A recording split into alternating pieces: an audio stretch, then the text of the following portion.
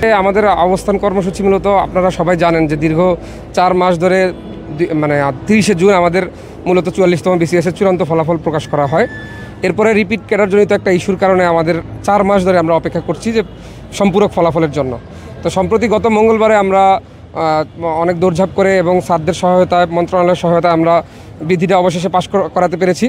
কিন্তু বিধি পাশ করানোর পরে পিএসসি আমাদেরকে বলেছিল যে তারা তাদের রেজাল্ট রেডি, বিধি পাশ করার পরে তারা রেজাল্টটা দিয়ে দিবে। তো তারপরে আজকে প্রায় 3 কর্মদিবস শেষ, 4 নম্বর কর্মদিবস চলে আসছে, এখন পর্যন্ত আমরা আমাদের রেজাল্টটা পাচ্ছি না। তো আমরা যে অনিশ্চয়তার মধ্যে আছি, আমরা এই অনিশ্চয়তার একটা মানে সমাধান চাচ্ছি, শেষ চাচ্ছি।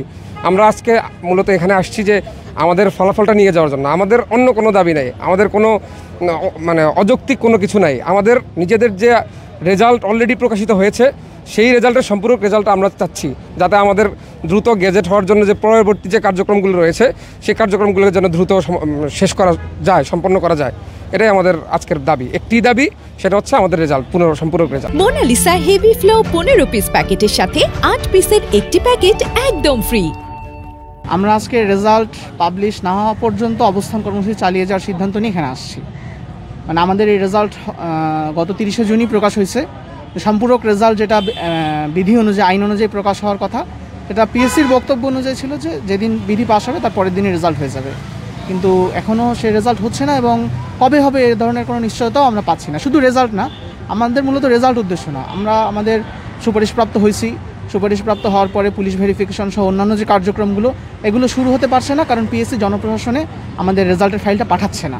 যদি পিএসসি রেজাল্ট না দিয়েও জনপ্রশাসনে আমাদের বিধির ফাইলটা পাঠিয়ে দেয়, তাও আমাদের কার্যক্রম শুরু হয়ে যায় এবং পরবর্তীতে যদি নতুন কাউকে সুপারিশ করতে চায় নতুন আইন অনুযায়ী, সেটা পরবর্তীতে করতে পারে, সেটা নিয়ে আমাদের আপত্তি নেই। কিন্তু আমাদের রেজাল্টের ফাইলটা যেন অন্তত আজকের মধ্যেই পাঠিয়ে দেওয়া হোক, এটাই আমাদের দাবি।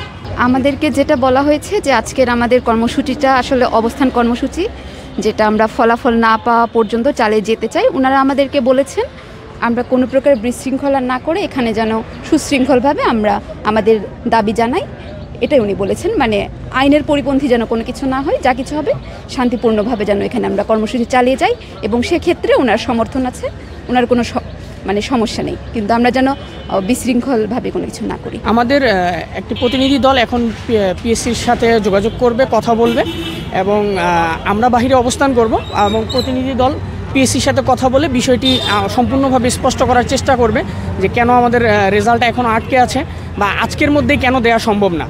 তো আমাদের এবং আমরা ধারণা করছি এবং আমরা নিশ্চিত যে পিএসসি এতক্ষণে অবশ্যই অবগত যে আমরা এখানে কেন এসেছি এবং তারা জানে যে আমরা আমাদের কী দাবি নিয়ে এসেছি। তো আমাদের একটি প্রতিনিধি দল এখন যাবে, পিএসসির সাথে কথা বলবে এবং আশা করি পিএসসি এই ব্যাপারটাকে নিয়ে আলোচনা সামনে অগ্রসর হবে।